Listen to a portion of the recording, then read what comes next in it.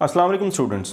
Professor Aamir Afzal English learning और grammar lecture के साथ नेक्स्ट ग्रामर लेक्चर के साथ आपके सामने। Today's grammar lecture is GL32 और ये कंटिन्यूएशन है प्रेपोजिशन की। इससे पहले हम प्रेपोजिशन को डिफ़ाइन कर चुके हैं, उसकी क्लासिफिकेशन कर चुके हैं, उसकी कुछ प्रैक्टिस कर चुके हैं, उसके कुछ रिलेशनशिप्स डिस्कस कर चुके हैं। फिर मैंने एक वीडियो ऐसी इसमें की थी इससे पहले कि जिसमें मैंने आप लोगों को ये बड़ा आसान आम फहम अंदाज में इसकी सेंस बनाने की कोशिश की थी कि किस तरह से इसका यूसेज जो होता है। आज जो अब मैं बताने जा रहा हूँ ये अगेन इसका एक स्पेशल यूसेज है। कुछ आम फहम आप कह लें ज़ुबान में, कुछ ऐसे प्रपोजिशंस हैं जिनके यूसेज में थोड़ी सी कन्फ्यूजन होती है, तो वो हम थोड़ी सी क्लियर कर लेते हैं आज। जैसे यूज़ ऑफ इन और एट है, तो ये दोनों जो हैं वो एक जैसी जगहें, जैसे मैंने लिखा यूज़ ऑफ इन और एट विद सिटीज़ टाउन्स या विलेजेस। सिटीज़ टाउन्स या विलेजेस के लिए यूज़ होता है। जैसे you have been living in this village भी हो सकता है। You have been posted at Karachi, तो एट भी हो सकता है।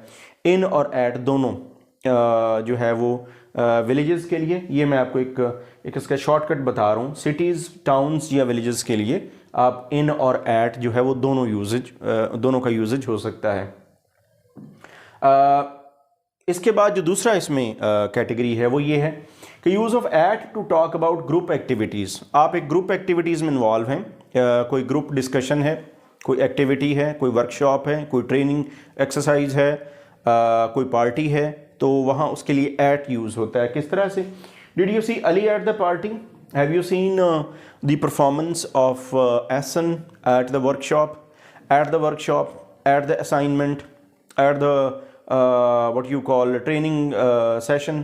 At जो है वो group activities, assignments के लिए इस तरह की जो हैं group workshops, seminars और party, उसमें आपका at जो है वो mostly use होता है।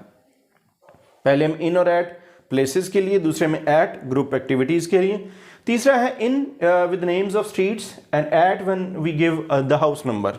ज़रा थोड़ा फ़र्क समझिएगा कि इन हम यूज़ करेंगे नेम्स ऑफ स्ट्रीट्स के लिए, स्ट्रीट, और अगर आपने एग्जैक्ट एड्रेस बताना है, हाउस नंबर तक बताना है, तो फिर उसके लिए हम एट लगाएंगे। जैसे यहाँ लिखा हुआ he lives in Church Street, he lives in 5th street, he lives in 10 Downing streets, और ही लिव्स इन चेस्टरली स्ट्रीट, तो इस तरह से इन लगेगा। लेकिन अगर आप एग्जैक्ट हाउस नंबर लिखेंगे he lives at 45 Church Street, तो फिर एट आ जाएगा। यानी जब आप घर की बात करेंगे, एग्जैक्ट जगह की बात करेंगे, एग्जैक्ट लोकेशन, एग्जैक्ट एड्रेस की बात करेंगे, तो फिर वहाँ एट आएगा। This is the third usages of in. Then we have use on for a place और सरफेस। ये थोड़ा सा मैं पहले बता चुका हूँ, थोड़ा सा रिवाइज कर लेते हैं इसको। The cat is lying on the floor या put this picture on the wall. इसके बारे में मैंने आपको ये बताया था कि इसमें एक सेंस ये यूज़ होती है ऐट के लिए, कि ऐट के बारे में हम कहते हैं कि ऑलरेडी एक चीज़ एग्जिस्ट करती है। ऑन में ये हम ये एक सेंस बनाते हैं कि ऑन में भी वो चीज़ जो है वो जगह पे वहाँ जा रही है, यानी डायरेक्शन जो है वो उस जगह की है। जैसे the cat is lying on the floor, तो कैट मूव कर रही है and she is trying to lie on the floor.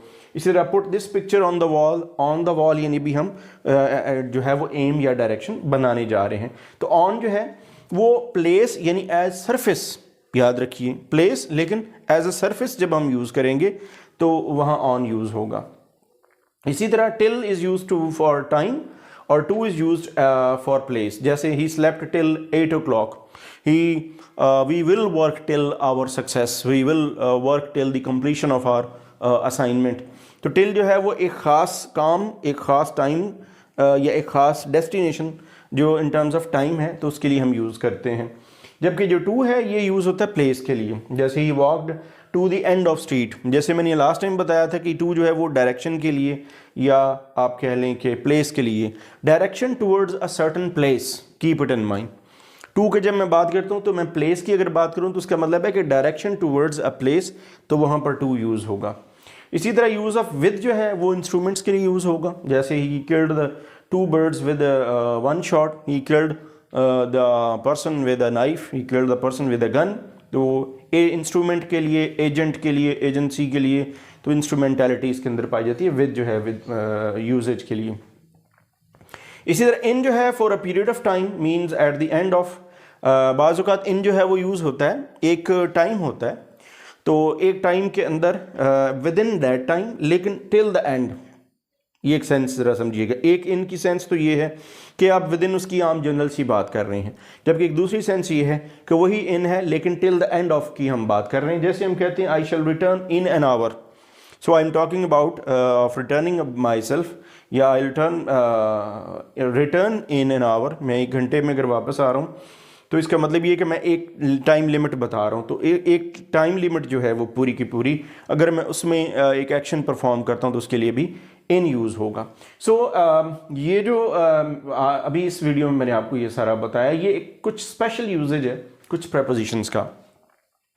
Prepositions का जो है वो मेरी नज़र में अगर आप मास्टर करना चाहते हैं इसके आर्ट को, या आप चाहते हैं कि आपकी स्किल अच्छी हो जाए, तो उसको मैक्सिमम आप यूजेज कीजिए, इसकी मैक्सिमम एक्सरसाइजेज कीजिए, और जहाँ जहाँ ये सेंटेंसेस में यूज़ हो वहाँ वहाँ आप जहाँ जहाँ सेंटेंस में ये यूज़ हो उसको आप अंडरलाइन कीजिए। अंडरलाइन करके तो बाद में जब आप उसकी प्लेस या उसका एक्सप्रेशन जो है वो पढ़ेंगे तो वो आपको इंशाल्लाह उसकी अंडरस्टैंडिंग बन जाएगी। इस वीडियो में सिर्फ इतना ही, इंशाल्लाह नेक्स्ट पार्ट ऑफ स्पीच के साथ। आज हमारा ये जो ये 4th वीडियो है, ये 4th लेक्चर है प्रेपोजिशंस पे, ये यहाँ कंप्लीट होता है। नेक्स्ट पार्ट ऑफ स्पीच के साथ आपकी खिदमत में दोबारा हाजिर होऊंगा। Thanks for watching.